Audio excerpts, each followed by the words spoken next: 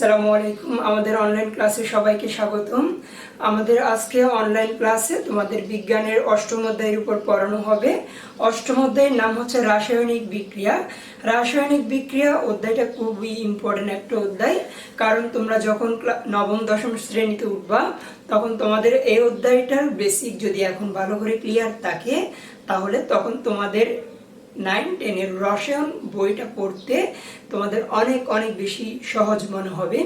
ওকে, এই রাসায়নিক বিক্রিয়ায় আমরা আজকে কয়েকটা নতুন টপিকস পড়ব, কয়েকটা পুরাতন টপিকস তোমরা যেগুলো আগে পড়ছো সেগুলো আমরা পড়ব।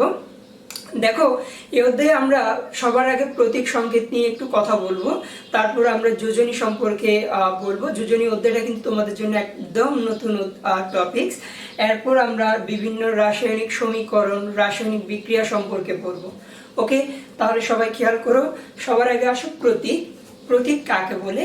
তাহলে মনে রাখতে হবে, কোনো মৌলের পুরো নামের সংক্ষিপ্ত রূপকে বলা হয় প্রতীক। যেমন পুরো নাম বলতে কি বোঝায়? যেমন অক্সিজেন, অক্সিজেনকে আমরা সাধারণত লিখি অক্সিজেন, এটা হচ্ছে অক্সিজেনের পুরো নাম। এই অক্সিজেনকে রসায়নে, বিজ্ঞানে প্রকাশ করার জন্য একটা সিম্বল ব্যবহার করা হয়, যেটাকে আমরা বলতেছি প্রতীক। যেমন অক্সিজেনকে ও দিয়ে প্রকাশ করা হয়, তাহলে অক্সিজেনের প্রতীক কি হবে? ও। নাইট্রোজেন, নাইট্রোজেনকে এন দিয়ে প্রকাশ করা হয়, তাহলে নাইট্রোজেনের প্রতীক কি হবে? এন। ফসফরাস, ফসফরাসকে পি দিয়ে প্রকাশ করা হয়, তাহলে ফসফরাসের প্রতীক পি। সালফার, সালফারকে এস দিয়ে প্রকাশ করা হয়, সালফারের প্রতীক হচ্ছে এস। কার্বন, কার্বনকে সি দিয়ে প্রকাশ করা হয়, তাহলে কার্বনের প্রতীক সি। ক্লোরিন, ক্লোরিনকে সি এল দিয়ে প্রকাশ করা হয়, তাহলে ক্লোরিনের প্রতীক হবে সিএল। ওকে, তোমাদের আরেকটা কথা মনে রাখতে হবে, প্রতীক সাধারণত ইংরেজি বা ল্যাটিন নামের হয়ে থাকে, ইংরেজি বা ল্যাটিন অক্ষরের হয়ে থাকে। যেমন oxygen, nitrogen, phosphorus, sulphur, chlorine, এগুলো সব হচ্ছে ইংরেজি নামের অক্ষর দিয়ে আমরা প্রকাশ করি। কয়েকটা ল্যাটিন নাম তোমরা মনে রাখো, যেমন তোমরা সবাই সোডিয়াম নাম শুনছো। দেখো, সোডিয়ামকে আমরা যদি এখন ইংলিশেতে লিখি, আমরা লিখি সোডিয়াম, কিন্তু বিজ্ঞানে সোডিয়ামকে প্রকাশ করা হয় Na দিয়ে। Na মানে হচ্ছে নেট্রিয়াম। অনুরূপভাবে পটাশিয়াম, পটাশিয়ামকে আমরা কে দিয়ে প্রকাশ করি, পটাশিয়ামের পূর্ণ নাম হচ্ছে ক্যালিয়াম। তোমরা আয়রনের নাম শুনছো, আয়রনকে Fe দিয়ে প্রকাশ করা হয়, এই Fe এর পূর্ণ নাম হচ্ছে ফেরাম। তোমরা কপারের নাম শুনছো, কপারকে Cu দিয়ে প্রকাশ করা হয়, Cu মানে হচ্ছে কিউপ্রাম। তোমরা গোল্ড বা স্বর্ণ ইত্যাদির নাম শুনছো, গোল্ড বা স্বর্ণকে Au দিয়ে প্রকাশ করা হয়, Au মানে হচ্ছে অরাম। তোমরা সিলভার, সিলভারকে Ag দিয়ে প্রকাশ করা হয়। সিলভার একটা ল্যাটিন শব্দ, এটা ল্যাটিন শব্দটা হচ্ছে আর্জেন্টাম, এই আর্জেন্টাম থেকে এটাকে Ag দিয়ে প্রকাশ করা হয়। তাহলে এগুলো হচ্ছে তোমার ইংরেজি নাম, আর এগুলো হচ্ছে তোমার ল্যাটিন নাম। আমরা বললাম প্রতীক সাধারণত ল্যাটিন বা ইংরেজি নামের হয়ে থাকে। তাহলে আমি আবারও বলি, প্রতীক কাকে বলে? প্রতীক হলো কোনো মৌলের পুরো নামের সংক্ষিপ্ত রূপকে বলা হয় প্রতীক। ক্লিয়ার? ওকে, এরপর আসো সংকেত নিয়ে। তোমরা অধ্যায় 6-এ অণু সম্পর্কে সবাই পড়ছো। আমরা অণু কাকে বলি? আমরা বলি যৌগের সংক্ষিপ্ত রূপকে তোমার কি বলা হয়? অণু বলা হয়। অর্থাৎ 2 বা ততোধিক পরমাণু মিলে যে যৌগ গঠন করে তাকে বলা হয় অণু। অণু 2 রকমের হয়ে থাকে, মৌলিক অণু, যৌগিক অণু। মৌলিক অণু কি জিনিস? দুইটা একই রকম পদার্থ বা একই জাতীয় পদার্থগুলো মিলে যে যৌগ গঠন করে তাকে বলা হয় মৌলিক অণু। যৌগিক অণু কি জিনিস? 2 বা ততোধিক ভিন্ন ভিন্ন মৌল যুক্ত হয়ে যে নতুন যৌগ গঠন করে তাকে বলা হয় যৌগিক অণু। আমি অণুর কথা কেন বললাম? তুমি যদি সংকেত সম্পর্কে জানতে চাও, তোমাকে অণু কাকে বলে আগে জানতে হবে। তাহলে এবার আমরা সংকেতের সংজ্ঞাটা দেই। কোনো মৌলের বা যৌগের অণুর সংক্ষিপ্ত রূপকে বলা হয় সংকেত। আমি আবারও বলি, কোনো মৌল বা যৌগের অণুর সংক্ষিপ্ত রূপকে বলা হয় সংকেত। যেমন আমি কয়েকটা মৌলিক অণুর নাম বলি, যেমন হাইড্রোজেনের অণু হচ্ছে H2, ক্লোরিনের অণু NCl2, সালফারের অণুর সংকেত হচ্ছে S8।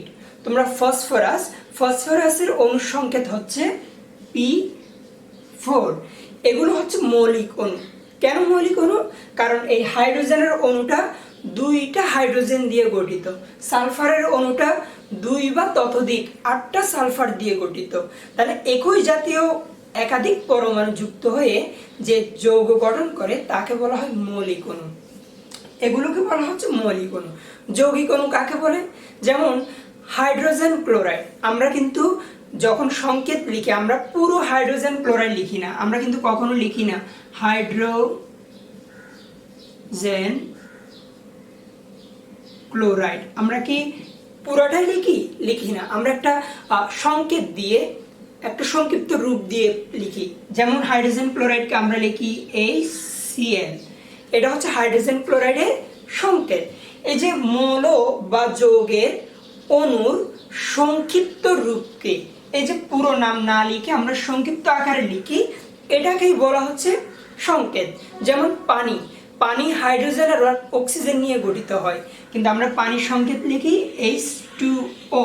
যেমন সোডিয়াম ক্লোরাইড আমরা পুরো লিখি না, আমরা এদের সংক্ষিপ্ত রূপ দিয়ে লিখি। যেমন NaCl, এটা হচ্ছে সোডিয়াম ক্লোরাইডের সংক্ষিপ্ত রূপ।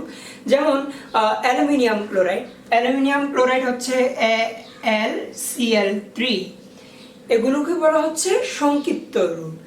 ওকে, তাহলে আমি আবারও বলতেছি, শুনো, সংকেত কাকে বলে? মনে রাখবা, কোনো মৌল বা যৌগের অণুর সংক্ষিপ্ত রূপকে বলা হয় সংকেত। তোমাদের একটা প্রশ্ন থাকতে পারে যে স্যার আপনি এটা এইভাবে কেন লিখতেছেন, এখানে ত্রি না দিয়ে তো অন্য কোনো দেওয়া যেত।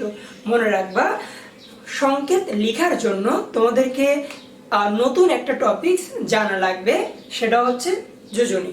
তুমি যদি যোজনী সম্পর্কে না জানো, তুমি কখনোই সঠিকভাবে শুদ্ধভাবে কোনো সংকেত লিখতে পারবে না। ওকে, তাহলে মনে রাখবা, সংকেত লেখার জন্য যোজনী জানা অপরিহার্য। ওকে, এখন আমরা যোজনী সম্পর্কে পড়ব।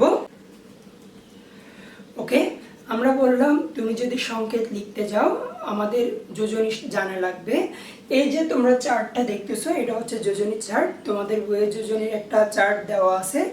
যাদের সংকেত ভুল হয়, মনে রাখবা এই চার্টটা তোমাদের সবার ভালোভাবে মনে রাখতে হবে। যে যত বেশি মনে রাখতে পারবে তার সংকেত তত বেশি নির্ভুল হবে। ওকে, দেখো পর্যায় সারণীতে বিভিন্ন রকমের মৌল আছে, যেমন ধাতু, অধাতু, নিষ্ক্রিয় মৌল। যেমন এখানে আমরা যোজনীতে 3টা ভাগে ভাগ করছি, কারণ নিষ্ক্রিয় ধাতুর কোনো যোজনী থাকে না। তাহলে আর বাকি থাকে কে? ধাতু, অধাতু। যেমন এই মৌলগুলো হচ্ছে অধাতু, যেমন হাইড্রোজেন, ফ্লোরিন, ক্লোরিন, ব্রোমিন, এদের যোজনী সাধারণত 1। আবার মনে করো অক্সিজেন, কার্বন, সালফার, এদের যোজনী 2। নাইট্রোজেন, ফসফরাস, এরা সবাই কিন্তু অধাতু, এদের যোজনী কত? 3। আবার দেখো সালফারের যোজনী আমরা একবার দেখলাম 2, আবার এখানে দেখতেছি 4। অর্থাৎ কিছু কিছু মৌল একের অধিক যোজনী প্রদর্শন করতে পারে। কেন পারে আমরা একটু পরে বলতেছি। এরপরে আসো, পর্যায় সারণীতে আরো কিছু মৌল আছে যেগুলোকে আমরা কি বলি? ধাতু বলি। যেমন sodium, potassium, copper, gold, Argentum, এগুলো হচ্ছে তোমার ধাতু। এদের যোজনী সাধারণত 1, এদের যোজনী 2। ম্যাগনেসিয়াম, ক্যালসিয়াম, কপার, আয়রন, এদের যোজনী 2, এদের যোজনী 3, এদের যোজনী 4। তোমাদের একটা কথা থাকতে পারে, যোজনী কি 4-এর বেশি হইতে পারে না? হ্যাঁ, 4-এর বেশি হতে পারে, কিন্তু তোমাদের এই ক্লাস 8 পর্যন্ত তোমাদের 4-এর অধিক যোজনী তোমাদের দরকার হয় না। কেমন? যেমন ফসফরাসের যোজনী 3ও হয়, 5ও হয়। সালফারের যোজনী 2 হতে পারে, 4 হতে পারে, 6 হতে পারে। হ্যাঁ, এভাবে আমরা যোজনীগুলো আমাদেরকে মনে রাখতে হবে। দেখো যোজনীতে কিছু কিছু মৌলের ক্ষেত্রে দেখা যাচ্ছে 1-এর অধিক যোজনী। যেমন কপার, এখানে আমরা একও দেখতে পাচ্ছি, দুইও দেখতে পাচ্ছি। আবার মনে করো আয়রন, আয়রনের যোজনী দুইও হয়, তিনও হয়। আবার মনে করো এসএন, এসএন মানে হচ্ছে অ্যাস্টেনাম, এটা বাংলা মানে হচ্ছে টিন। এসএন এর যোজনী দুইও হয়, চারও হয়। এই যে কিছু কিছু মৌল ভিন্ন ভিন্ন যোজনী প্রদর্শন করে, একের অধিক যোজনী প্রদর্শন করে। কেন করে?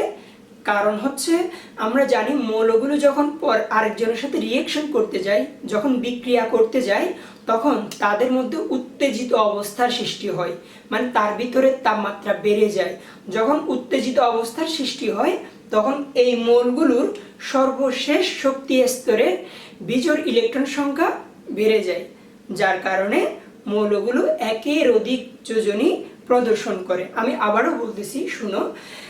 মৌলগুলো যখন বিক্রিয়া করতে যাবে তখন তাদের মধ্যে উত্তেজিত অবস্থার সৃষ্টি হয়, ফলে ওই সমস্ত মৌলের সর্বশেষ শক্তি স্তরে বিজোড় ইলেকট্রন সংখ্যা বেড়ে যায়, ফলে মৌলগুলো একের অধিক যোজনী প্রদর্শন করে।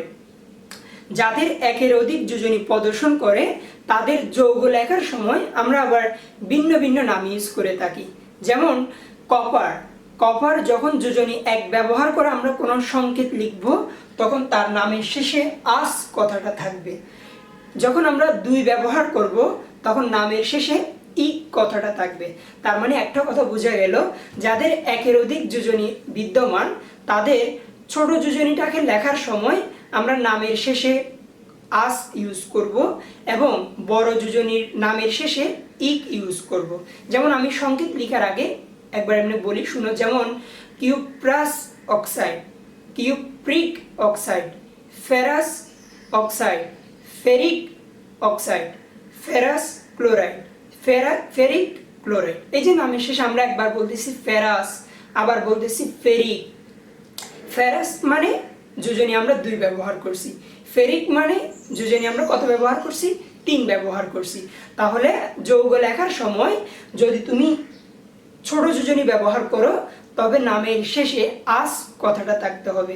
তুমি যদি বড় যোজনী ব্যবহার করো নামের শেষে ইক কথাটা অ্যাড করতে হবে। তাহলে আমরা বললাম যোজনী, ধাতু অধাতুর যোজনী থাকে, সেগুলো আমাদের মনে রাখতে হবে, একদম ভালোভাবে মনে রাখতে হবে। যোজনী ভুল করলে তোমার সংকেত ভুল হবে।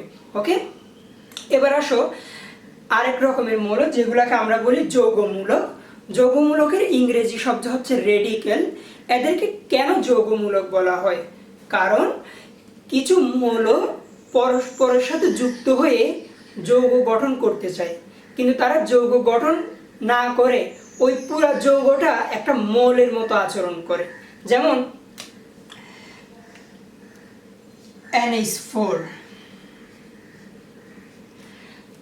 দেখা গেল নাইট্রোজেন হাইড্রোজেনের সাথে বিক্রিয়া করছে যৌগ গঠন করার জন্য, কিন্তু তারা যৌগ গঠন না করে এই যৌগটা একটা পরমাণুর ন্যায় আচরণ করে। মনে রাখবা, যে সকল মৌল পরস্পরের সাথে যুক্ত হয়ে যৌগ গঠন করার জন্য কিন্তু তারা একটা মৌলের মতো আচরণ করে, একটা পরমাণুর মতো আচরণ করে, সেই সমস্ত পদার্থগুলোকে আমরা বলি যৌগমূলক। কি বলা হয়? যৌগমূলক। ইংরেজিতে বলা হয় রেডিক্যাল। যেমন হাইড্রোজেন ও অক্সিজেন বিক্রিয়া করে একটা যৌগ গঠন করতে চায়, কিন্তু তারা যৌগ গঠন না করে এই যে পদার্থটা একটা মৌলের মতো, পরমাণুর মতো আচরণ করে, এটাকেই বলা হয় যৌগমূলক। এটার নাম হচ্ছে অ্যামোনিয়াম, অ্যামোনিয়াম আয়ন। এটার নাম হচ্ছে হাইড্রোক্সিল। মনে রাখবা, যৌগমূলক কথাগুলো যখন লিখবা, নামটা যখন লিখবা, তোমাকে লাস্টে একটা কথা লিখতে হবে আয়ন। যেমন আমরা বলবো অ্যামোনিয়াম আয়ন, হাইড্রোক্সিল আয়ন। যেমন এটাকে বলা হয় কার্বনেট আয়ন, এটাকে বলা হয় সালফাইড আয়ন, এটাকে বলা হয় সালফেট আয়ন, এটাকে বলা হয় ফসফেট আয়ন। তাহলে যৌগমূলক কাদেরকে বলা হয়? যে সকল পরমাণু পরস্পরের সাথে যুক্ত হওয়ার পরেও একটা পরমাণু নিয়ে আচরণ করে, সে সমস্ত পদার্থগুলোকে বলা হয় যৌগমূলক। যৌগমূলককে ইংরেজিতে রেডিক্যাল বলা হয়। মনে রাখবা, যৌগমূলক যেহেতু একটা পরমাণুর মতো আচরণ করে, তাহলে সে আবার অন্য কারোর সাথে যুক্ত হয়ে যৌগ গঠন করার ট্রাই করবে। অবশ্যই। তাহলে আমরা বললাম যোজনী সম্পর্কে ধাতু, অধাতু, যৌগমূলক এগুলো আমাদেরকে একদম ভালোভাবে মনে রাখতে হবে। তুমি যদি সংকেত নির্ভুলভাবে লিখতে যাও তাহলে তোমাকে এই যোজনী চারটা মনে রাখাটা অপরিহার্য। ওকে, এবার আসো যোজনী কাকে বলে। আরেকটা কথা মনে রাখবা, সাধারণত মৌলের যোজনী থাকে, যৌগের যোজনী থাকে না। ওকে, মৌলের যোজনী থাকে। আর যোজনী সাধারণত পূর্ণ সংখ্যা হবে, ধনাত্মক সংখ্যা হবে, কখনো ঋণাত্মক হবে না, ভগ্নাংশ হবে না। ওকে ওকে, এবার আসো যোজনী আমরা কেন দরকার, কারণ যৌগের সংকেত লেখার জন্য যোজনী দরকার হয়। এবার আসো যোজনী কাকে বলে। মনে রাখবা, কোন পরমাণু অন্য কয়টা পরমাণুর সাথে যুক্ত হচ্ছে তার সংখ্যাকে বলা হয় ওই মৌলের যোজনী। যেমন পানি, দেখা যাচ্ছে পানির একটা অক্সিজেন দুইটা হাইড্রোজেনের সাথে যুক্ত হচ্ছে। দেখো তো আমরা পানির সংকেত H2O লিখি না, তার মানে একটা অক্সিজেন দুইটা হাইড্রোজেন মিলে গঠিত হয়েছে না। এই যে একটা অক্সিজেন দুইটা হাইড্রোজেন মিলে গঠিত হয়েছে, তার মানে একটা অক্সিজেন দুইটা হাইড্রোজেনের সাথে যুক্ত হয়েছে। এই জন্য অক্সিজেনের যোজনী হবে কত? 2। তাহলে বলো তো এই হাইড্রোজেনের যোজনী কত হবে? 1, কারণ এই হাইড্রোজেন অক্সিজেনের সাথে একটা হাত দিয়ে যুক্ত হয়েছে, তার মানে হাইড্রোজেনের যোজনী 1। কিন্তু অক্সিজেনের হাত কয়টা? 2টা, এই পাশে একটা, এদিকে একটা, তাহলে অক্সিজেনের যোজনী হবে 2। যেমন সোডিয়াম ক্লোরাইড NaCl, এটা দেখো NCl, দেখো তো সোডিয়াম কয়টা ক্লোরিনকে যুক্ত করছে? একটা, তাহলে সোডিয়ামের যোজনী কত হবে? 1। ক্লোরিন কয়টা সোডিয়ামকে যুক্ত করছে? একটা, তাহলে ক্লোরিনের যোজনীয় কত হবে? 1। আবার মনে করো অ্যামোনিয়া NH3, এটার যদি আমরা গঠনটা খেয়াল করি তাহলে দেখো HNH, তাহলে দেখো এই নাইট্রোজেনের হাত কয়টা? কয়টা হাত আছে? 3টা হাত, তার মানে নাইট্রোজেনের যোজনী হবে 3। নাইট্রোজেন কয়টা হাইড্রোজেনকে একই সাথে যুক্ত করতে পারতেছে? 3টা, তার মানে আমরা বললাম কোন মৌলের একটা পরমাণু কয়টা হাইড্রোজেন পরমাণুকে যুক্ত করতে পারছে তার সংখ্যাকে বলা হয় ওই মৌলের যোজনী। যেমন নাইট্রোজেন একই সময়ে 3টা হাইড্রোজেনকে যুক্ত করতে পারতেছে, তাহলে নাইট্রোজেনের যোজনী হবে 2। অক্সিজেন একই সাথে 2টা হাইড্রোজেনের সাথে যুক্ত করতে পারতেছে, তাহলে অক্সিজেনের যোজনী হবে 2। সোডিয়াম একই সাথে একটা হাইড্রোজেন ক্লোরিনকে যুক্ত করতে পারতেছে, তাহলে সোডিয়ামের যোজনী হবে কত হবে? 1। আবার মনে করো হাইড্রোজেন ক্লোরাইড, তোমরা প্রথম দিকে একটা সংকেত দেখছিলা, হাইড্রোজেন ক্লোরাইডকে আমরা HCl বলি, এইভাবে লিখি গঠনটা। দেখো ক্লোরিন একই সাথে কয়টা হাইড্রোজেনের সাথে যুক্ত হয়েছে? একটা, তাহলে ক্লোরিনের যোজনী হবে 1। মনে থাকবে সবার? ওকে, আমরা যোজনী ভালো করে বোঝার জন্য আমি আরো অনেকগুলো বিস্তারিত কথা তোমাদেরকে বলবো। যেমন দেখো পানি, তোমাদেরকে একটু আগে বললাম H আর O দিয়ে হাইড্রোজেন আর অক্সিজেন দিয়ে পানি গঠিত হয়। এখন আমি পানির সংকেত লেখার সময় যোজনীকে আমরা কিভাবে ব্যবহার করব? দেখো হাইড্রোজেনের যোজনী হচ্ছে 1, অক্সিজেনের যোজনী হচ্ছে 2। মনে রাখবা যখন আমরা সংকেত লিখতে যাব তখন হাইড্রোজেনের যোজনী ওর সাথে বসবে না, হাইড্রোজেনের যোজনী বসবে সে যার সাথে যৌগ গঠন করবে তার গায়ের উপর। তার মানে এই হাইড্রোজেনের একটা বসবে অক্সিজেনে, অক্সিজেনের 2 বসবে হাইড্রোজেনের উপর। তার মানে অক্সিজেন আর হাইড্রোজেন দিয়ে যে যৌগ গঠন হবে সেই যৌগটা হবে H। দেখো হাইড্রোজেনের গায়ে বসাবো অক্সিজেনের যোজনী 2 আর অক্সিজেনের গায়ে বসাবো হাইড্রোজেন যোজনী 1। সাধারণত 1 লিখতে হয় না, তাহলে আমরা সংকেতটাকে লিখব H2O। ক্লিয়ার? আমি আবারও বলতেছি, তুমি যখন যোজনী ব্যবহার করে সংকেত লিখতে যাবা, তখন একজন আরেকজনের সাথে যখন বিক্রিয়া করবে, তখন এর যোজনীটা ওর গায়ে বসবে, ওর যোজনী এর গায়ে বসবে। মনে থাকবে? যেমন দেখো, অ্যামোনিয়া, নাইট্রোজেন আর হাইড্রোজেন দিয়ে অ্যামোনিয়া গঠিত হয়।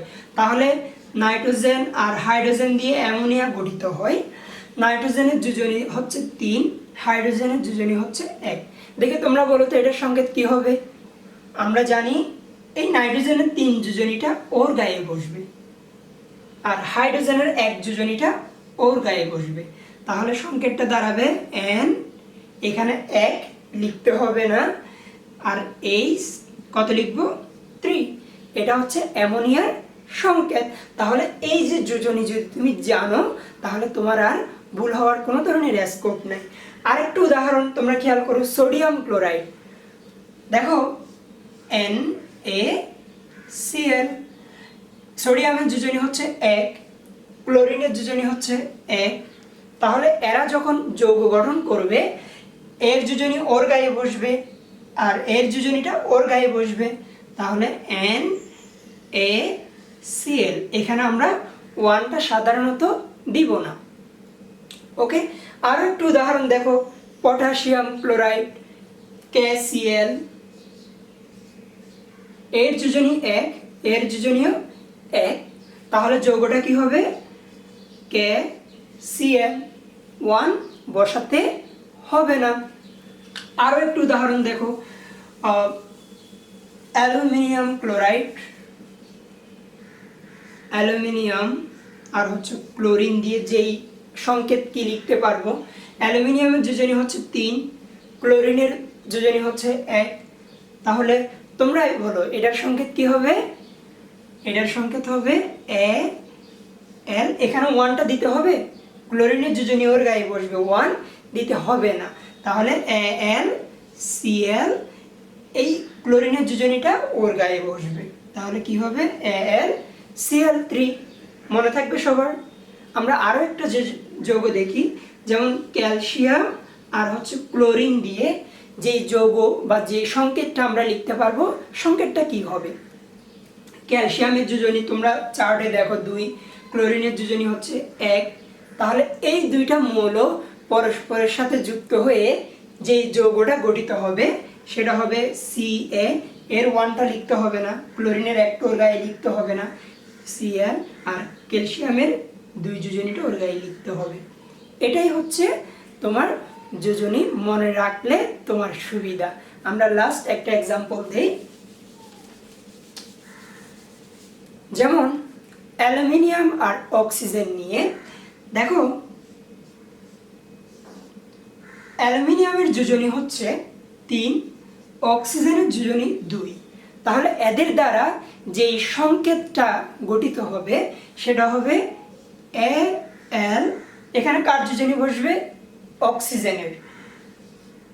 ও এখানে কার যোজনী বসবে? ক্লোরিনের। তাহলে Al2Cl3, এটাকে বলা হয় অ্যালুমিনিয়াম অক্সাইড। ক্লিয়ার? ওকে, এবার আমরা আরেকটু হার্ড গুলো দেখি, মানে যাদের একের অধিক যোজনী বিদ্যমান, তাদেরকে দিয়ে আমরা কিভাবে সংকেত লিখব।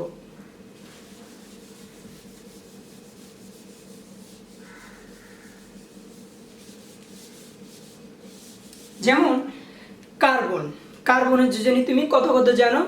2, 4। আমরা কার্বন আর অক্সিজেন নিয়ে ভিন্ন ভিন্ন যৌগ গঠন করব। দেখো, কার্বনের যোজনী যদি আমি 2 ধরি, অক্সিজেনের যোজনী হচ্ছে 2, তাহলে এই দুইটা মৌল দ্বারা যেই সংকেতটা হবে, সেটা হবে C2O2, রাইট? এরকম হওয়ার কথা। কিন্তু মনে রাখতে হবে, কারো যোজনী যদি একই রকম হয় অথবা একে অপরের গুণিতক হয়, তখন আমরা কাটাকাটি করে সরল করে ছোট করে ফেলবো। যেমন এখানে 2 আর 2 কাটা যায়, তাহলে আমরা এটার সংকেত লিখব CO। কি লিখব? CO। CO মানে হচ্ছে কার্বন মনোঅক্সাইড, কার্বন মনোঅক্সাইড।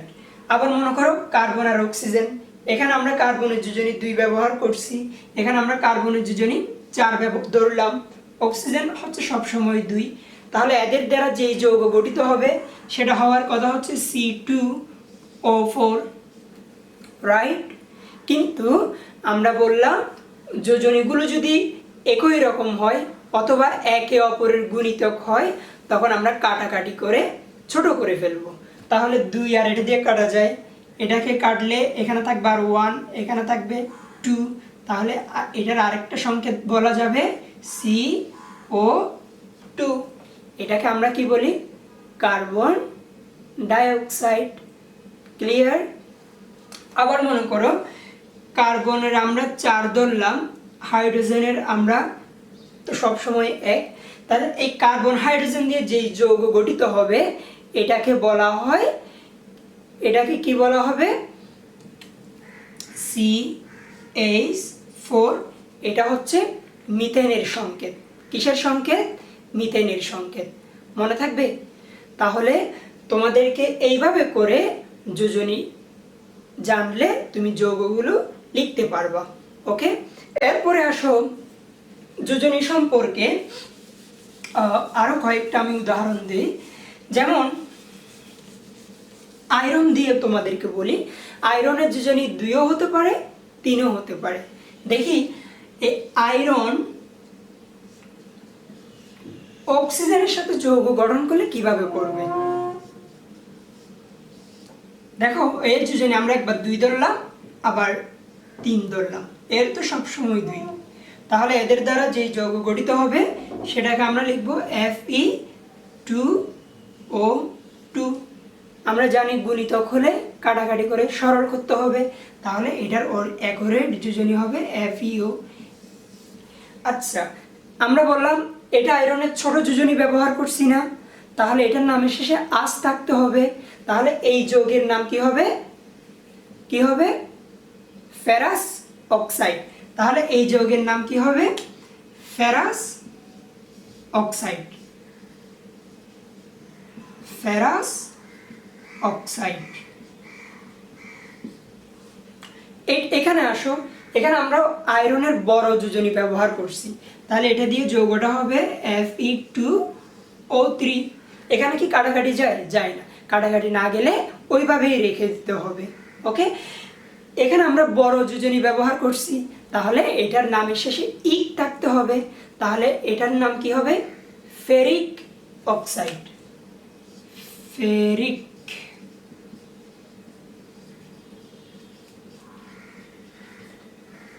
সবার কি এই ব্যাপারটা বোঝা গেছে?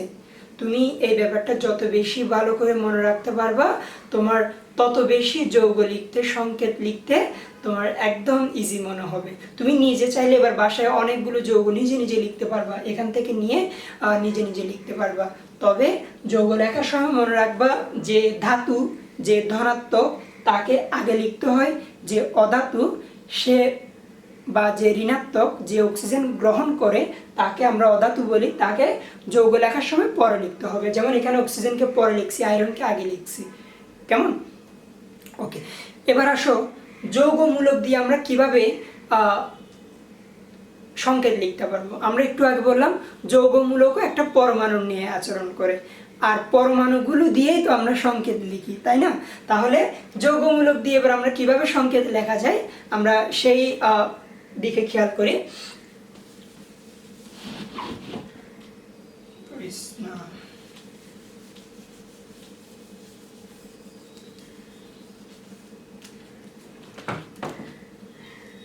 ওকে, যৌগমূলক দিয়ে কিভাবে সংকেত লিখবা? যেমন একটা যৌগমূলক হচ্ছে NH4 অ্যামোনিয়াম আয়ন। মনে রাখবো যৌগমূলক 2 রকমের হয়, ধনাত্মক ঋণাত্মক। যাদের মাথার উপরে প্লাস তাদেরকে আমরা বলি ধনাত্মক যৌগমূলক, যাদের মাথার উপরে মাইনাস থাকবে তাদেরকে আমরা বলবো ঋণাত্মক যৌগমূলক। যেমন এটা হচ্ছে ধনাত্মক যৌগমূলক। আরও একটা ধনাত্মক যৌগমূলক আছে যেটাকে বলা হয় PH4+, এটার নাম হচ্ছে অ্যামোনিয়াম আয়ন, এটার নাম হচ্ছে ফসফোনিয়াম আয়ন। আর ঋণাত্মক যৌগমূলক অনেকগুলো আছে, যেমন এটাকে বলা হয় হাইড্রোজেন কার্বনেট আয়ন, এটার আরও একটা নাম আছে বাইকার্বনেট আয়ন। ওকে, CO3 2- এটাকে বলা হয় কার্বনেট আয়ন। SO4 2- এটাকে বলা হয় সালফেট আয়ন। তারপর PO4 3- এটাকে বলা হয় ফসফেট আয়ন। এখন আমরা দেখব এই যৌগমূলকগুলো দিয়ে কিভাবে সংকেত লেখা যায়। দেখো, এই অ্যামোনিয়াম আয়নটা ক্লোরিনের সাথে যুক্ত হয়ে একটা যৌগ গঠন করে, যেমন ক্লোরিন। আরেকটা কথা মনে রাখবা, যৌগমূলকে যার মাথার উপর যতটা প্লাস যতটা মাইনাস থাকবে তার যোজনী তত। যেমন অ্যামোনিয়াম আয়ন, এখানে প্লাস কয়টা? একটা, তাহলে অ্যামোনিয়াম আয়নের যোজনী কত? 1। তোমরা কার্বনেট সংকেতটা একটু আগে লিখছিলাম, তার মাথার উপরে ছিল 2-, তাহলে তার যোজনী কত হবে? 2। ফসফেট 3-, তার যোজনী কত হবে? 3। এই যে অ্যামোনিয়ামের যোজনী হচ্ছে 1, ক্লোরিনের যোজনীও হচ্ছে 1, তাহলে এদের দিয়ে যে সংকেতটা গঠিত হবে সেটা কি হবে? NH4। এখানে একটা 1 লেখার কথা, অথবা এইভাবে একটা 1 লেখার কথা, এখানে Cl1 লেখার কথা, কিন্তু যেহেতু দুইজনের একই রকম এজন্য আমরা 1টা আর লিখব না। তাহলে এদের সংকেত হবে NH4Cl। মনে রাখবা, এখানে যদি ভিন্ন যোজনী ব্যবহৃত হয় তখন ব্র্যাকেট দিতে হবে। একই রকম যোজনী ব্যবহার করলে কাটাকাটি করে আর থাকে না, ফলে কোনো ধরনের যোজনীয় লিখতে হয় না, ব্র্যাকেট ইউজ করতে হয় না। কেমন?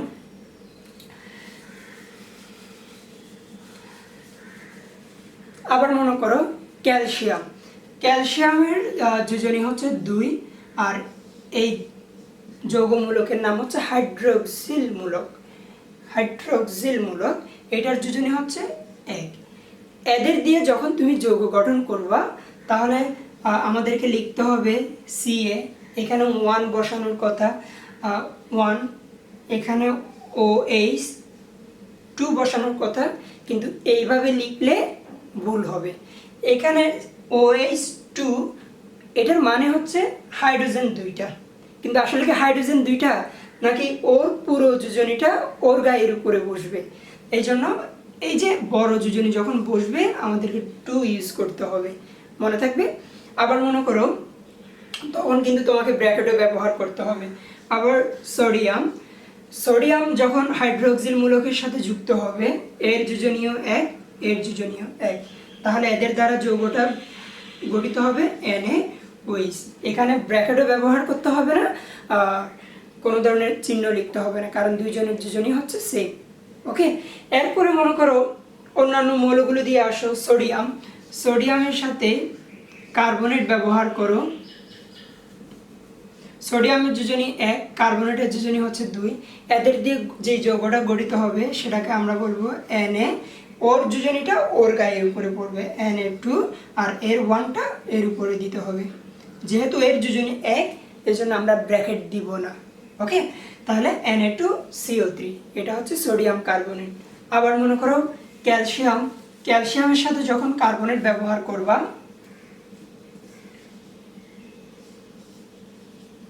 এটারও 2, তাহলে এখানে 2 আর এর 2 যেহেতু একই রকম, এখানে আমাদের আর কোনো ধরনের যোজনী ব্যবহার করতে হবে না।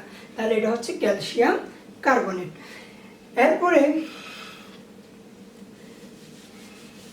আমরা আরেকটু কঠিনের দিকে যাই, যেমন এটাকে বললাম আমরা অ্যামোনিয়াম, এটা কিন্তু ধনাত্মক, আর এটাকে বললাম আমরা সালফেট। তোমরা খেয়াল করো এবং বলো এটার যোজনী কত? 1, এটার যোজনী কত? এই যৌগমূলকে 2। আচ্ছা, এদের দ্বারা যখন যৌগটা গঠিত হবে সেটা কি হবে? দেখো, NH4, এর যোজনী 2টা ওর গায়ে পড়বে না, এটা পুরোটার সাথে লাগবে না, তাহলে এখানে তোমাকে ব্র্যাকেট দিতে হবে। NH4 2, এখানে আমরা লিখব SO4। যেহেতু এটার যোজনী 1 বসবে এই জন্য আর 1 লিখতে হয় না, ব্র্যাকেটও দিব না। তাহলে এটার নাম হচ্ছে ammonium sulphate, ammonium sulphate, ammonium sulphate. Okay okay আমরা যোজনী সম্পর্কে আরেকটা টপিকস উদাহরণ দেখব, সেটা হচ্ছে জিঙ্ক আর হচ্ছে সালফেট দিয়ে। তোমরা জানো জিঙ্কের যোজনী হচ্ছে কত 2, সালফেটের যোজনীয় 2। এদের দ্বারা যেই যৌগটা গঠিত হবে সেটা হবে জিঙ্ক সালফেট। ওকে, তাহলে আমরা তোমাদেরকে বললাম যোজনী যদি তোমার জানা থাকে তোমার সংকেতটা তুমি নির্ভুলভাবে লিখতে পারবা। আমি তোমাদেরকে অনেক অনেক উদাহরণ দিয়ে দেখিয়েছি, তোমরা বাসায় আরও অনেকগুলো উদাহরণ নিজেরাই প্র্যাকটিস করবা। যদি ভুল হয় আমাদেরকে বলবা, আমরা তোমাদেরকে ঠিক করে দিব। এই যে যোজনী সম্পর্কে তোমাদেরকে এতটুকু কথা বলার একটাই কারণ, সেটা হচ্ছে তুমি যদি যোজনী ভালো করে জানো তাহলে তুমি সংকেতটা নির্ভুলভাবে লিখতে পারবে। আর সংকেত যদি তুমি নির্ভুলভাবে লিখতে পারো তাহলে তুমি সমীকরণ, রাসায়নিক বিক্রিয়া এগুলো তুমি নির্ভুলভাবে লিখতে পারবা। ঠিক আছে?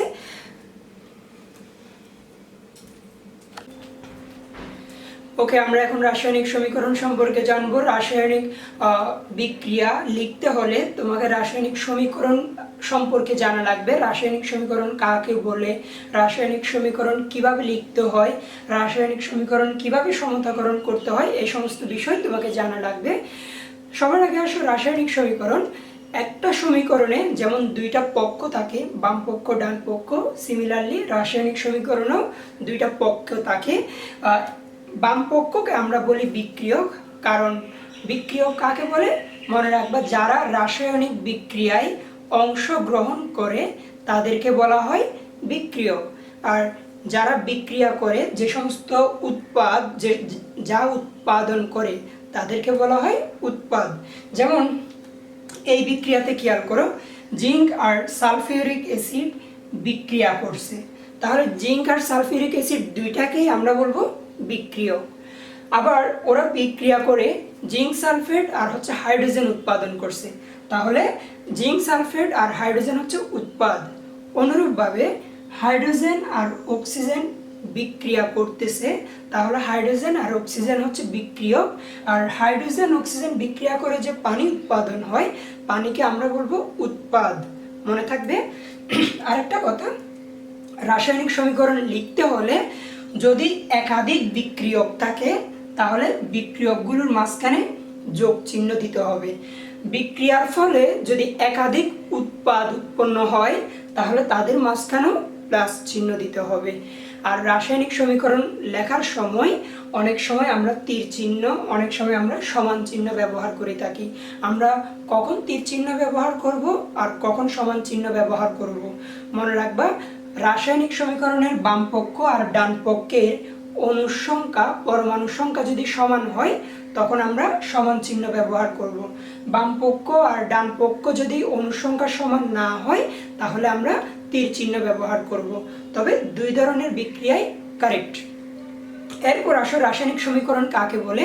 তাহলে তুমি বলবা কোন রাসায়নিক বিক্রিয়ায় বিক্রিয়ক ও উৎপাদ এবং এদেরকে কতগুলো প্রতীক, সংকেত এবং কতগুলো চিহ্নের মাধ্যমে প্রকাশ করাকে বলা হয় রাসায়নিক সমীকরণ। আমি আবারও বলতেছি, শুনো। কোন রাসায়নিক বিক্রিয়ায় বিক্রিয়ক ও উৎপাদ সমূহকে কতগুলো প্রতীক, সংকেত ও চিহ্ন দ্বারা প্রকাশ করা হলে সেই রাসায়নিক বিক্রিয়াকে বলা হয় কি? রাসায়নিক সমীকরণ। এবার আসো রাসায়নিক সমীকরণ কিভাবে সমতাকরণ করবা।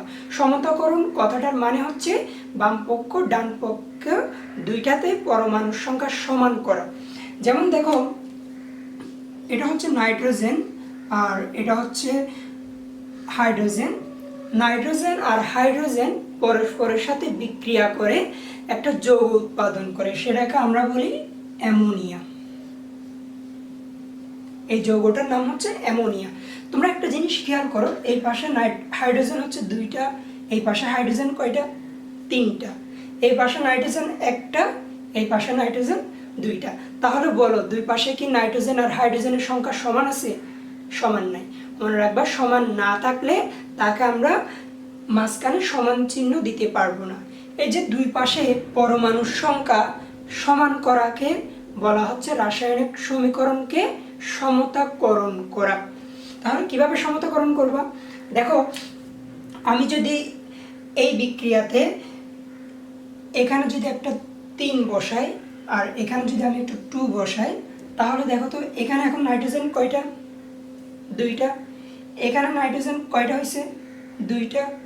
এখানে হাইড্রোজেন কয়টা হয়ে গেছে? 3 দুগুণে 6টা। এই পাশে হাইড্রোজেন কয়টা? এই 2টা কিন্তু সবার সাথে বিদ্যমান। তাহলে 2 দিয়ে 3কে গুণ দিলে 6, তার মানে এই পাশেও হাইড্রোজেন 6টা। তাহলে এটা একটা রাসায়নিক সমতাকরণ আমরা করলাম। তুমি আরো একটু উদাহরণ দেখো, মনে করো আমরা এই পানির বিক্রিয়াটা তোমাদেরকে বললাম। দেখো এখানে 2টা হাইড্রোজেন 2টা অক্সিজেন পরস্পরের সাথে যুক্ত হয়ে পানি গঠন করতেছে। এই পাশে হাইড্রোজেন 2টা, অক্সিজেনও 2টা, কিন্তু এই পাশে হাইড্রোজেন 2টা, অক্সিজেন 1টা। তাহলে দুই পাশে কি হাইড্রোজেন অক্সিজেনের পরমাণুর সংখ্যা সমান? সমান না।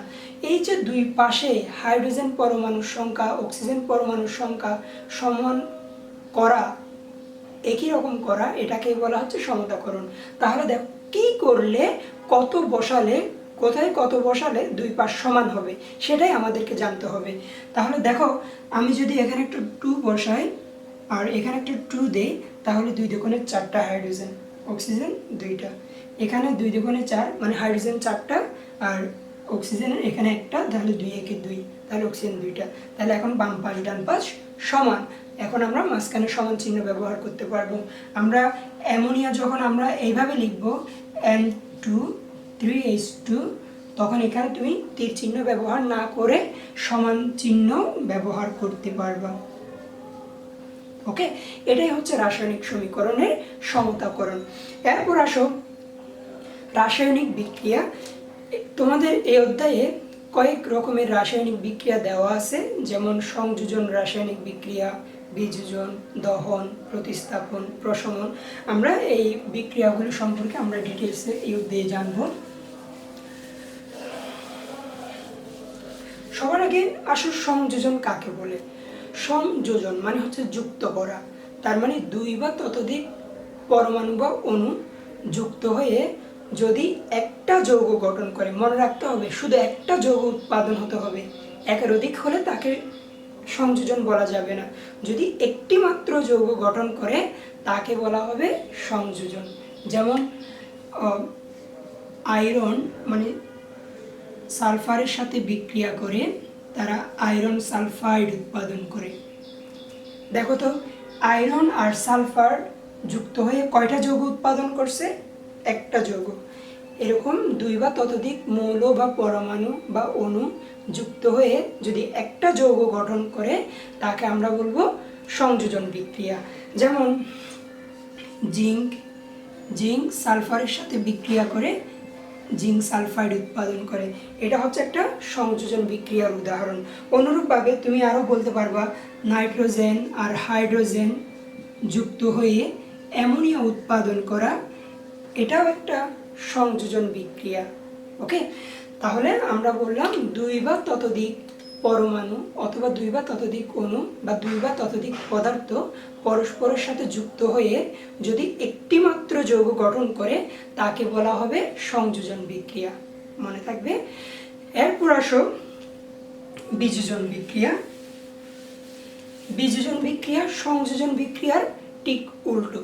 যেমন সংযোজনে 2 বা ততোধিক পদার্থ যুক্ত হয়ে একটা যৌগ গঠন করছে, তাকে আমরা সংযোজন বললাম। বিযোজন কাকে বলবে? যদি একটি যৌগ একটি পদার্থ ভেঙে 2 বা ততোধিক পদার্থ উৎপাদন করে তাকে আমরা বলবো বিযোজন। যেমন ক্যালসিয়াম কার্বনেট, এটা হচ্ছে ক্যালসিয়াম কার্বনেট।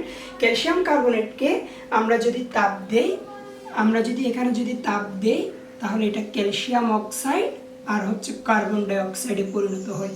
তাহলে একটা যৌগ ভেঙে 2টা ভিন্ন যৌগ গঠন করছে, 2টা ভিন্ন পদার্থ গঠন করছে, তাকে বলা হচ্ছে বিযোজন। তোমরা আরো উদাহরণ দেখো। তোমার এটা হচ্ছে পটাশিয়াম ক্লোরেট।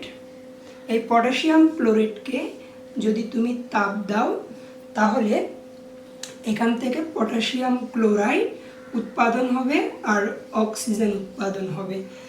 তাহলে এই যে একটা যৌগকে আমরা বিক্রিয়া করে তাপ দিয়ে দুইটা ভিন্ন পদার্থ উৎপাদন করছি, এটাকে বলা হচ্ছে সংযোজন বিক্রিয়া। এই বিক্রিয়াটা অনেক অনেক ইম্পর্টেন্ট, কারণ কি এই যে ডুবুরিরা পানির নিচে অক্সিজেন সরবরাহ করে, সেই অক্সিজেনের সিলিন্ডারে এই বিক্রিয়াটা সম্পন্ন হয়ে সেখান থেকে তারা এই অক্সিজেনটা গ্রহণ করে। এই অক্সিজেনের মাধ্যমে তারা শ্বাস প্রশ্বাস নিয়ে থাকে, মনে থাকবে। তাহলে সংযোজন হচ্ছে দুইটা ভিন্ন পদার্থ, দুইটা যৌগ, দুইটা পদার্থ যুক্ত হয়ে একটা যৌগ গঠন করবে, তাকে আমরা সংযোজন বলবো। বিযোজন কাকে বলবো? দুইটা ভিন্ন পদার্থ উৎপাদন হবে কয়টা যৌগ ভেঙে? একটা যৌগ ভেঙে। তাহলে যে রাসায়নিক বিক্রিয়ায় কোনো পদার্থ ভেঙে গিয়ে দুই বা ততোধিক পদার্থ উৎপাদন করবে, ভিন্ন পদার্থ উৎপাদন করবে, তাকে আমরা বলবো বিযোজন বিক্রিয়া। ওকে, এরপর আসো দহন বিক্রিয়া। দহন মানে হচ্ছে অক্সিজেনের সাথে বিক্রিয়া। দহন মানেই অক্সিজেনের সাথে কোনো পদার্থ বিক্রিয়া করা, মনে থাকবে। দহন মানে হচ্ছে পোড়ানো। এখন পোড়াতে হলে অবশ্যই অক্সিজেন দরকার হয়। অক্সিজেন ছাড়া কোনো জায়গায় তুমি আগুন জ্বালাতে পারবে না, কোনো জিনিসকে পোড়াতে পারবে না। এই জন্য অক্সিজেনের সাথে কোনো কিছু বিক্রিয়া করাকে আমরা বলবো দহন। যেমন সালফার অক্সিজেনের সাথে বিক্রিয়া করে সালফার ডাইঅক্সাইড উৎপাদন করবে, এটা একটা দহন বিক্রিয়া। দহন বিক্রিয়া লিখতে হলে তোমাকে অবশ্যই অক্সিজেন সাথে বিক্রিয়া ঘটাতে হবে। অক্সিজেন ছাড়া অন্য কারোর সাথে বিক্রিয়া ঘটালে তাকে আমরা দহন বলতে পারবো না। আচ্ছা, খেয়াল করো, এটা যেমন দহন বিক্রিয়া, আবার এটাকে সংযোজন বিক্রিয়াও বলা যাবে না? যাবে। দেখো তো, দুইটা ভিন্ন পদার্থ যুক্ত হয়ে একটা নতুন পদার্থ উৎপাদন করতেছে, তাহলে এটা এক রকমের সংযোজন বিক্রিয়াও। ওকে, আবার সব দহন বিক্রিয়া সংযোজন না, কিন্তু একটা যৌগ উৎপাদন হতে হবে। আবার মনে করো ম্যাগনেসিয়াম অক্সিজেনের সাথে বিক্রিয়া করে ম্যাগনেসিয়াম অক্সাইড উৎপাদন করে, এটা কোন ধরনের বিক্রিয়া? দহন বিক্রিয়া। কেন দহন বিক্রিয়া? কারণ ম্যাগনেসিয়াম অক্সিজেনের সাথে বিক্রিয়া করতেছে। ওকে, দহন মানেই হচ্ছে অক্সিজেনের সাথে বিক্রিয়া। তাহলে আমরা সংজ্ঞাটা কিভাবে দিতে পারবো? যে রাসায়নিক বিক্রিয়ায় কোনো পদার্থ অক্সিজেনের সাথে বিক্রিয়া করে কোনো যৌগ উৎপাদন করে, তাকে আমরা দহন বিক্রিয়া বলবো, মনে থাকবে। এবার আসো প্রতিস্থাপন বিক্রিয়া। প্রতিস্থাপন বিক্রিয়া, দেখো, প্রতিস্থাপন মানে একজন আরেকজনের জায়গা দখল করা, সেটাকে আমরা বলবো প্রতিস্থাপন বিক্রিয়া। এখন কে কার জায়গা দখল করবে? মনে করবা কোনো মৌল কোনো যৌগ থেকে কোনো একটা মৌলকে সরিয়ে ওই মৌলটা তার জায়গাটা দখল করবে। যেমন দেখো, আমরা যদি বলি আয়রন তোমার কপার সালফেটের সাথে বিক্রিয়া করে সে আয়রন সালফেট উৎপাদন করবে আর কপার উৎপাদন করতেছে। দেখো তো, আগে তারা ছিল কপার সালফেট, এখন এই আয়রন কপারকে সরিয়ে কপারের জায়গাটা দখল করছে না, কপারকে আলাদা করে দিছে না। এই যে আয়রন কপারকে সরিয়ে দিয়ে কোনো যৌগ থেকে কোনো একটা মৌলকে সরিয়ে দিয়ে সেই যৌগের জায়গাটা দখল করে যে নতুন যৌগ উৎপাদন হয়, তাকে আমরা বলবো প্রতিস্থাপন। তাহলে সংজ্ঞা কি দাঁড়াবে? কোনো মৌল কোনো যৌগ থেকে কোনো পদার্থকে সরিয়ে নিজে ওই জায়গা দখল করলে যে পদার্থ উৎপাদন হবে, যে বিক্রিয়া সম্পন্ন হবে, তাকে বলা হয় দহন বিক্রিয়া। আমি তোমাদেরকে আরো একটু উদাহরণ দিয়ে দেখাই। যেমন জিঙ্ক যখন সালফিউরিক অ্যাসিড, এটা হচ্ছে সালফিউরিক অ্যাসিড, জিঙ্ক যখন সালফিউরিক অ্যাসিডের সাথে বিক্রিয়া করে তখন জিঙ্ক হাইড্রোজেনের জায়গাটা দখল করে নেয় এবং হাইড্রোজেনকে এখান থেকে সরাই দেয়। তাহলে এখানে কি উৎপাদন করবে? Zinc sulphate plus hydrogen.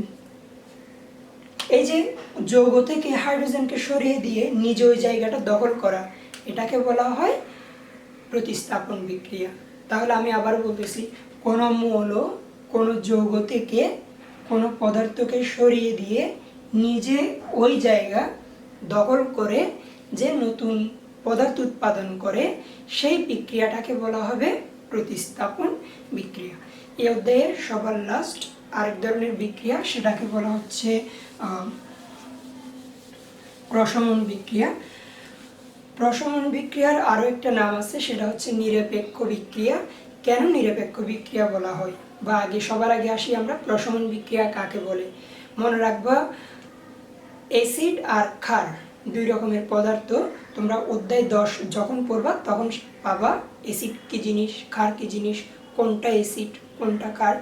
এমনি মনে রাখো, অ্যাসিড আর ক্ষার বিক্রিয়া করে যে পদার্থগুলো উৎপাদন করে সেই বিক্রিয়াটাকে আমরা বলি প্রশমন বিক্রিয়া। মনে রাখবা, অ্যাসিডের সাথে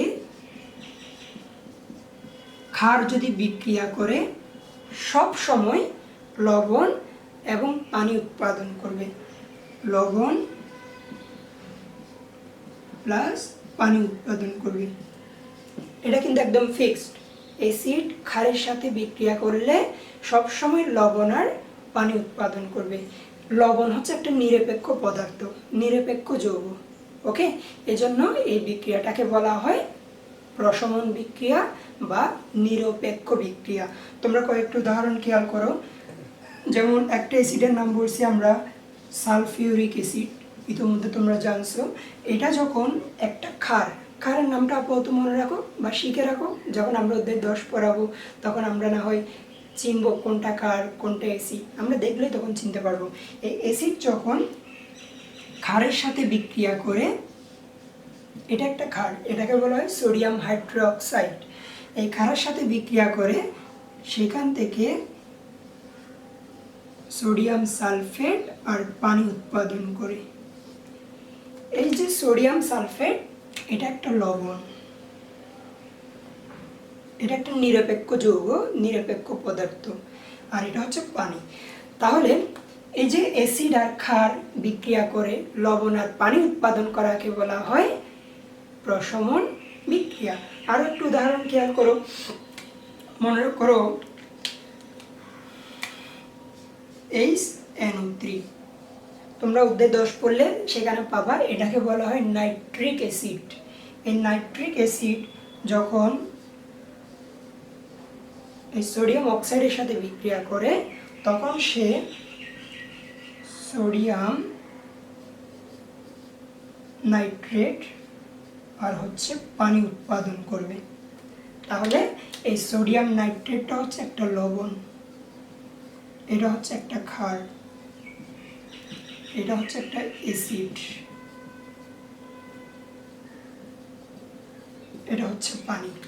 এই যে অ্যাসিড আর ক্ষার বিক্রিয়া করে লবণ আর পানি উৎপাদন করা, এটাকে বলা হয় প্রশমন বিক্রিয়া। প্রশমন বিক্রিয়ার আর নাম কি বলছি? নিরপেক্ষ বিক্রিয়া। তাহলে আমরা 5 ধরনের বিক্রিয়া পড়ছি, তার মধ্যে একটা হচ্ছে সংযোজন বিক্রিয়া। কাকে বলে? 2 বা ততোধিক মৌল বা যৌগ যুক্ত হয়ে যদি একটা যৌগ গঠন করে সেই বিক্রিয়াকে আমরা বলবো সংযোজন বিক্রিয়া। আরেক ধরনের বিক্রিয়া পড়ছি বিযোজন বিক্রিয়া। কাকে বলে? কোনো যৌগ বা কোনো পদার্থ ভেঙে 2 বা ততোধিক পদার্থ উৎপাদন করলে সেই বিক্রিয়াকে আমরা বলবো বিযোজন বিক্রিয়া। দহন বিক্রিয়া কাকে বলে? কোনো পদার্থ অক্সিজেনের সাথে বিক্রিয়া করে যে নতুন পদার্থ উৎপাদন করে সেই বিক্রিয়াকে আমরা বলবো দহন বিক্রিয়া। আর প্রতিস্থাপন বিক্রিয়া কাকে বলে? কোনো মৌল কোনো যৌগ থেকে কোনো পদার্থকে সরিয়ে দিয়ে নিজে ওই জায়গা দখল করলে যে পদার্থ উৎপাদন হয় সেই বিক্রিয়াকে বলা হয় প্রতিস্থাপন বিক্রিয়া। আর প্রশমন বিক্রিয়া কাকে বলে? মনে রাখবা, অ্যাসিডের সাথে ক্ষার বিক্রিয়া করলে কি উৎপাদন হয়? লবণ আর পানি উৎপাদন হয়। এই যে অ্যাসিড ও ক্ষারের বিক্রিয়ায় যে লবণ আর পানি উৎপাদন হয় সেই বিক্রিয়াকে বলা হচ্ছে প্রশমন বিক্রিয়া। ধন্যবাদ সবাইকে। তোমরা এই পর্যন্ত ভালো করে পড়ে নিবা। কোনো ধরনের সমস্যা থাকলে আমাদের সাথে যোগাযোগ করবো, আমরা তোমাদেরকে সলভ করে দিব। ধন্যবাদ সবাইকে।